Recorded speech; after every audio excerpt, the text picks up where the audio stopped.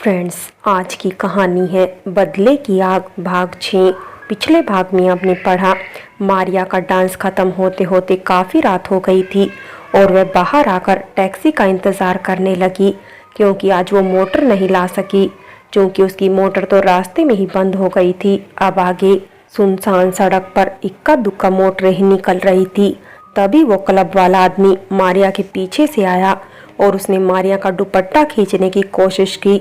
मारिया ने उसे जोर का थप्पड़ दिया और सड़क पर भागने लगी। वो आदमी भी उसका पीछा करने लगा। अब मारिया ने अपनी रफ्तार बढ़ा दी और एक टैक्सी से जाकर टकराई। मारिया को टैक्सी से टकराता हुआ देखकर वो आदमी रफू चक्कर हो गया। टैक्सी ड्राइवर ने अपनी टैक्सी फौरन रोकी और उतरकर मारिया के पास आकर पूछा, क्या हुआ बेटी, ज़्यादा चोट तो नहीं आई? मारिया को वो आवाज़ कुछ जानी पहचानी सी लगी और उसने फौरन उस टैक्सी ड्राइवर का चेहरा देखा। टैक्सी ड्राइवर का चेहरा देखकर वो एक पल को बुत बन गई, क्योंकि वो टैक्सी ड्राइवर तो उसके पापा अमर थे। उसे ऐसे बुत बना हुआ देखकर अमर ने एक बार फिर मारिया से पूछा, बोलो बेटी, डरो नहीं, कहीं तुम्हें चोट तो नहीं आई? और कौन था वो आदमी? अब मारिया को कोई जवाब नहीं सूझ रहा था। फिर हिम्मत करके वो बोली, मैं ठीक हूँ चाचा जी, अनाथ और बेसहारा हूँ। उस आदमी के पास काम मांगने गई थी, लेकिन वो तो बस बेटी, आगे बोलने की जरूरत नहीं, मैं सब समझ गया। बोलो कहाँ छोड़ दूँ तुम्हें? अमर ने पूछा। लेकिन मेरा तो कोई घर नहीं है, मारिया ने झूठ बोलते हुए कहा। तो तुम मेरे घर चलो, वहाँ मेरे पिता समान अरमान चाचा हैं, तुम्हें वहाँ कोई तकलीफ नहीं होगी, अमर बोला। तब मारिया ने पूछा, आपकी पत्नी और बच्चे नहीं हैं, वे क्या सोचेंगे मेरे बारे में? एक हादसे में मुझसे मेरा पूरा परिवार बिछड़ गया। एक ही रात में मेरी पूरी दुनिया उजड़ गई। उस रात मेरी पत्नी इस दुनिया को छोड़कर चली गई और मेरे बच्चे भी मुझसे बिछड़ गए, अमर बोला।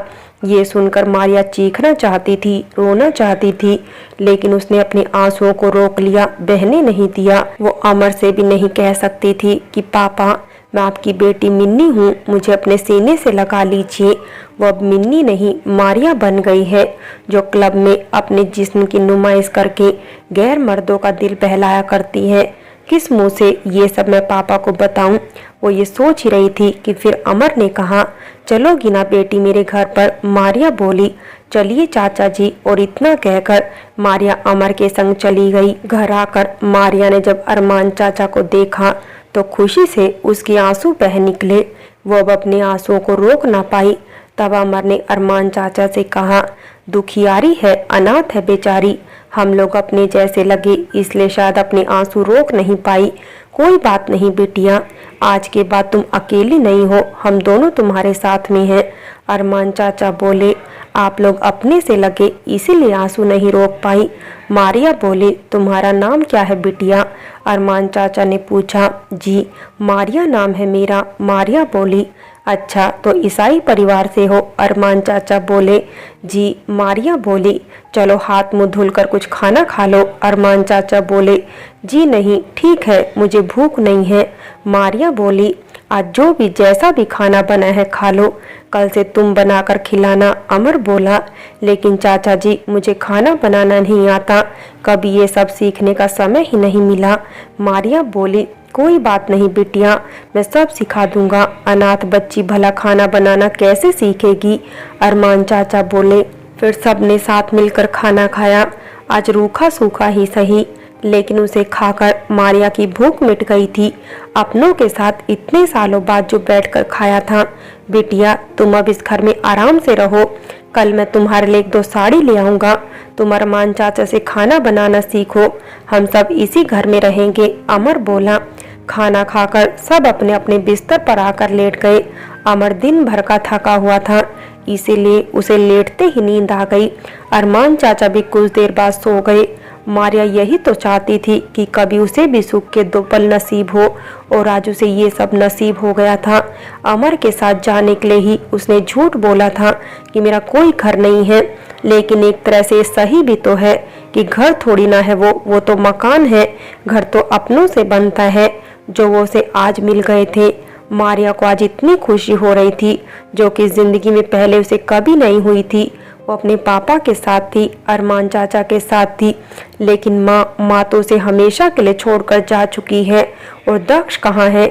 यही सब सोचते सोचते उसे न जाने कब नींद आ गई। दूसरे दिन हरजीत बड़े ही बोझिल मन से उठा। वो रात की बातों को भूल नहीं पा रहा था। उसने उस पर भरोसा कैसे कर लिया? वो तो भरोसे के काबिल ही नहीं है। उसका उखड़ा उखड़ा सा मन देखकर सरिता ने पूछ लिया, क्यों रे, क्या बात है? ऐसा उखड़ा उखड़ा सा क्यों दिख रहा है? कुछ नहीं माँ, बस थोड़ा सा थका हुआ हूँ, हरजीत बोला। तो आज काम पर मत जा, सरिता बोली।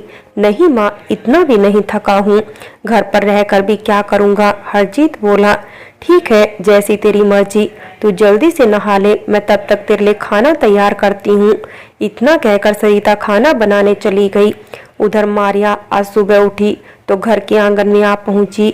आज बाहर की खुली हवा और सूरज की किरणें एक अजीब सी शांति दे रही थी उसे।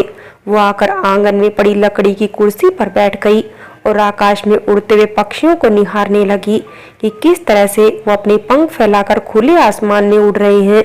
आज वो भी ऐसा ही महसूस कर रही थी।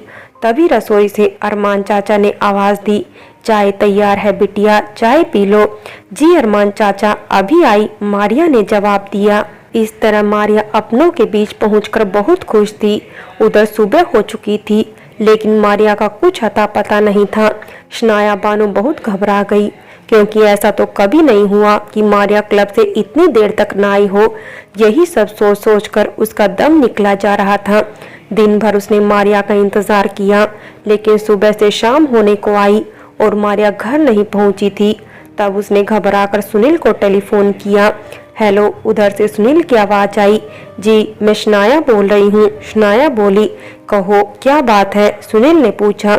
जी हुजूर, मारिया रात भर क्लब से नहीं लौटी है, मन बहुत घबरा रहा है, कहीं किसी मुसीबत में ना फंस गई हो, शनाया बोली। उसने कोई टेलीफोन भी नहीं किया क्या? सुनील ने पूछा। नहीं हुजूर, इससे पहले वो टेलीफोन करके बता दिया करती थी, शनाया बोली। ठीक है, तुम टेलीफोन रखो, मैं देखता हूँ, सुनील बोला। जी हजूर, और इतना कहकर शनाया ने टेलीफोन रख दिया। अब सुनील ने मारिया के बारे में पूछताछ के लिए सबसे पहले नाइट स्टार क्लब में टेलीफोन किया। वहां के मालिक ने बताया कि वो तो रात को आई थी और उसने हमेशा की तरह कैबरे भी किया, घर के लिए भी उसी समय निकली होगी जैसे हमेशा निकलती होगी। इसके बाद का तो कुछ नहीं कह सकता कि उसे क्या हुआ होगा। ये सुनकर सुनील ने फोन रख दिया और मन ही मन बुदबुदाया, आखिर ये लड़की कहाँ जा सकती है? कुछ भी हो, ढूंढना तो पड़ेगा ही। तब सुनील के गुंडों ने मारिया को ढूंढना शुरू किया, लेकिन वो कहीं भी नहीं मिली। सब ने आकर यही कहा कि बोस छोकरी नहीं मिली, न जाने कहाँ चली गई। मुफ्त के पैसे लेते हो हरामखोरो, इतना छोटा सा काम भी नहीं कर पाए, फिर से जाकर ढूंढो, आखिर गई कहाँ है वो? आसमान खा गया या फिर जमीन निकल गई उसे? सुनील चीखा। यस बॉस, फिर से कोशिश करते हैं। और इतना कहकर वे सब अड्डे से चले गए और उधर मारिया मजे से अपने घर पर थी। दिन भर उसने आराम किया, अरमान चाचा के संग रसोई के कुछ काम किए। इस तरह से आज फिर दिन ढल गया। तभी अरमान चाचा बोले, बिटिया मैं बाजार तक जा रहा हूँ सब्जी और कुछ राशन का सामान लेने, दरवाजा अंदर से बंद कर लो, जब मैं आवाज दूं तभी दरवाजा खोलना। ठीक है अरमान चाचा, मारिया बोली। अरमान चाचा बाजार पहुँचे। उन्होंने सामान और सब्जियां खरीदी और दुकान पर जाकर जब अपने बटुए से पैसे निकालने लगे तो एक चोर न जाने कहां से आया और उनका बटुआ चुराकर भागने लगा। अरमान चाचा ने चोर चोर कहकर सबसे मदद को पुकारा। लोगों की भीड़ ने उस चोर को धर दबोचा और तभी अरमान चाचा बोले, इस चोर को थाने लेकर चलो, नहीं तो ये फिर किसी का बटुआ चुराएगा। सब लोग पुलिस चौकी पहुंचे उस चोर को लेकर, साथ में अरमान चाचा भी थे। तभी इंस्पेक्टर साहब ने पूछा, कहो क्या बात है, इतनी भीड़ क्यों इकट्ठी कर रखी है? जी इंस्पेक्टर साहब, ये चोर है, इसने इस बुजुर्ग का बटुआ चुराया है। उस भीड़ में से कोई बोला, ठीक है आप लोग सब जाइए, मैं देखता हूँ इस चोर के साथ क्या करना है। इंस्पेक्टर साहब बोले। भीड़ चली गई, अरमान चाचा और वो चोर रह गए थे बस पुलिस चौकी में। जी जनाब, तो इस चोर ने आपका बटुआ चुराया है? इंस्पेक्टर ने अरमान चाचा से पूछा। जी साहब, भीड़ ने इसे पकड़ लिया था, वो तो इसका मार मार कर भरता बना देते, इसे चोट ना लगे, इसीलिए मैं इसे आपके पास ले आया। आखिर ये भी तो किसी का बेटा होगा, और जब पेट की आग ईमानदारी से नहीं बुझती तो इंसान चोर बन जाता है। रही होगी इसकी भी कोई मजबूरी शायद, इसीलिए इसने ये काम किया। अरमान चाचा बोले, बहुत ही सुलझे हुए इंसान मालूम होते हैं आप, अच्छा लगा आपसे मिलकर। इंस्पेक्टर साहब बोले, जी, इंसान अगर सुलझा हुआ ना हो तो बहुत से उलझने जुड़ जाती हैं, इसलिए सुलझा रहना ही ठीक है। अरमान चाचा बोले, बिल्कुल सही। अच्छा तो ये बताइए इस चोर के साथ क्या करना है? इंस्पेक्टर साहब ने पूछा। जी, इसे आप कोई काम दिलवा दीजिए तो अच्छा रहेगा। अरमान चाचा बोले, आप बहुत ही रहमदिल और दिलचस्प इंसान हैं, अच्छा लगा आपसे मिलकर, देखता हूँ इसे कोई काम दिलवा सकूं। इंस्पेक्टर साहब बोले, आप भी बहुत ही नेक दिल हैं साहब। अरमान चाचा बोले, साहब मत कहिए, मेरा नाम दक्ष है, आप नाम लेकर पुकारेंगे तो मुझे अच्छा लगेगा। इंस्पेक्टर साहब बोले। दक्ष नाम सुनकर अरमान चाचा कुछ परेशान से हो गए, फिर बोले, अच्छा तो मैं चलता हूँ, देर हो रही है मुझे। जी बहुत अच्छा, नमस्ते। इंस्पेक्टर साहब ने अरमान चाचा को नमस्ते करते हुए कहा और अरमान चाचा पुलिस चौकी से चले गए। तभी इंस्पेक्टर दक्ष ने उस चोर से पूछा, क्यों रे, मेरे घर काम करेगा? माली की जगह खाली है। हाँ हुजूर, करूँगा, बस 2 वक्त की रोटी चाहिए। चोर बोला, अच्छा तो चल मेरे साथ में चल। और इतना कहकर इंस्पेक्टर दक्ष उस चोर को अपने घर ले गए और इधर अरमान चाचा घर पहुंचे। काफी देर हो जाने के कारण मारिया ने पूछा, अरमान चाचा बहुत देर कर दिया आपने? हाँ बिटिया, पुलिस चौकी जाना पड़ गया। अरमान चाचा ने जवाब दिया, पुलिस चौकी? लेकिन क्यों? मारिया ने चौंकते हुए पूछा। एक चोर मेरा बटुआ चुरा कर भाग रहा था, लोगों ने पकड़ लिया उसे। मैंने सोचा बेचारे गरीब की लोग पिटाई कर देंगे, इसलिए सबको पुलिस चौकी चलने को कहा। खुशकिस्मती से थानेदार अच्छा इंसान निकला, उस गरीब को काम देने के लिए कहा। फिर थानेदार ने अपना नाम बताया तो मुझे थोड़ा अजीब सा लगा और मैं चला आया। अरमान चाचा बोले, क्यों, आपको अजीब क्यों लगा थानेदार का नाम सुनकर? मारिया ने पूछा। क्योंकि उसका नाम दक्ष था। अरमान चाचा दुखी मन से बोले। ये सुनकर मारिया भी चौंक गई। फिर अरमान चाचा से आगे कुछ और ना पूछ सकी।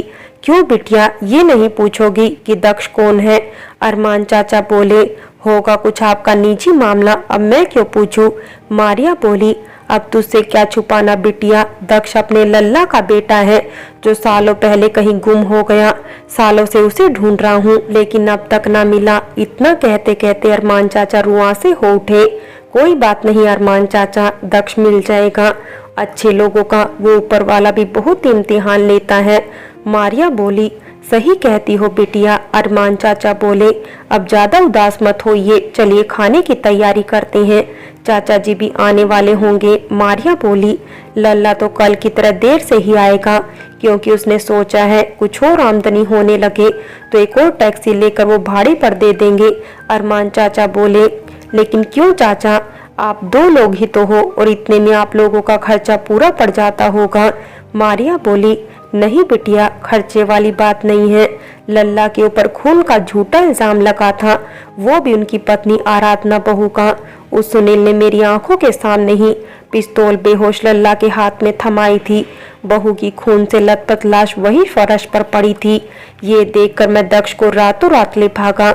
उसे सुरक्षित हाथों में सौंपने के चक्कर में वो मुझसे बिछड़ गया। सुनील ने मिन्नी को फार्म हाउस के किसी कोने में छुपाकर फार्म हाउस में आग लगा दी। हमारी मिन्नी भी हमें छोड़कर चली गई और लल्ला को बहू रानी के खून के जुर्म में 15 साल की सजा हो गई। मुझे ऐन मौके पर सुनील ने अगवा कर लिया और मैं सुनील के खिलाफ गवाही ना दे सका। इसका मुझे बहुत अफसोस है।